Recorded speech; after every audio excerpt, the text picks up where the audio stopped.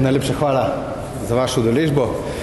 Nova Slovenija današnjo sejo odbora za infrastrukturo sklicala z namenom, da še zadnjič, preden pride ta zakon na parlamentarne klopi še uradno, opozorimo vlado na nesmiselnost, nesmotrnost, da vztraja pri tem predlogu energetskega zakona, ki s 1.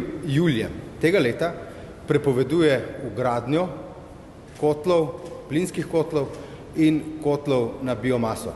To bo velik udarec tako za gospodarstvo, kot tudi za ljudi. Slovenija je z gozdom bogata država, več kot 450 tisoč je lastnikov gozdov in ne moremo si privoščiti, da na ta način v bistvu omejujemo porabo biomase. Imamo že zdaj ustrezno zakonodajo in pri tej zakonodaji je potrebno vztrajati. Enako velja seveda tudi za plin.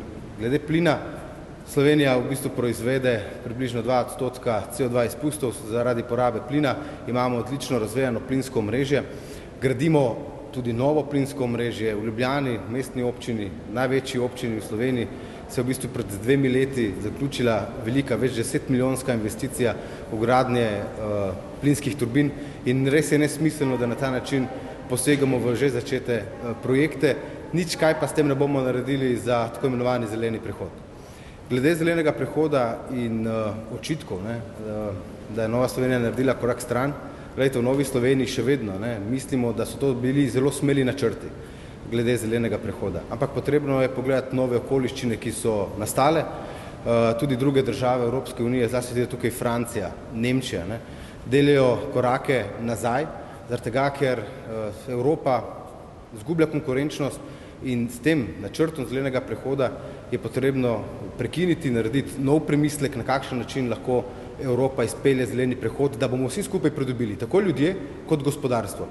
Obstoječi načrti, obstoječe uredbe in direktive, ki se jih implementira, pa so v bistvu korak stran od tega, da bi Evropa pridobivala na konkurenčnosti.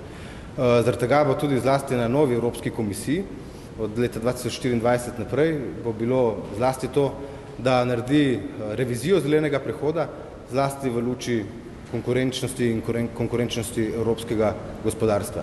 Evropa proizvede približno 7% izpustov CO2. To je zanemarljivo proti tem, kaj proizvedejo azijske države, zlasti Indija in Kitajska. Če tudi mi ta odstotek spravimo na nič, ne bo velikega doprinosa k preprečevanju globalnega segrevanja in tako dalje. Torej, pred celotno Evropsko unijo je tukaj na tem mestu resen premislek. Kar se pa tiče tega zakona, v Novi Sloveniji smo napovedali, da če bo vlada vztrajala pri tem zakonu in ne bojo bili sprejeti naši amandmaji tekom parlamentarnega procesa, da potem je prav, da dobijo ljudje priložnost, da na referendumu odločijo o tem, ali res ne smejo in jim je prepovedano, da se ogrevajo na biomaso, na drva in na drugi strani na plin. Torej, prav je, da ljudje o tem odločajo. Imamo svobodo, povsod pa je vse prepovedano. Se pravi, svoboda le na papirju, v zakonodajnem procesu, pa se iz dneva v dan državljankam in državljanom eno in drugo prepoveduje. In zdi se, da so v ozadju vsega tega zlasti, lahko rečemo, da tudi določeni finančni interesi po solarizaciji Slovenije, če želite, potrebno pa vedeti, da le nekaj odstotkov proizvedemo ta trenutek s sončnimi paneli, električno energijo, torej zanemarljiv je učinek, vlagamo pa ogromna finančna sredstva. Če želimo imeti transparentnost in če želimo imeti zlasti to, da se bo Slovenija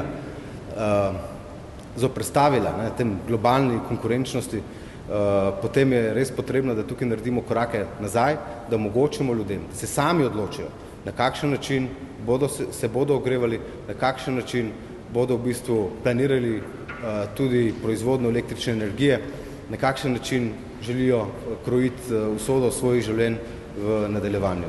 Torej, današnja seja odbora za infrastrukturo je v bistvu ta prvi kick-off, če smem tako reči, prvi stresni test tudi za vladno koalicijo, da naredi korak nazaj in ta energetski zakon še pravočasno umakne iz parlamentarne procedure.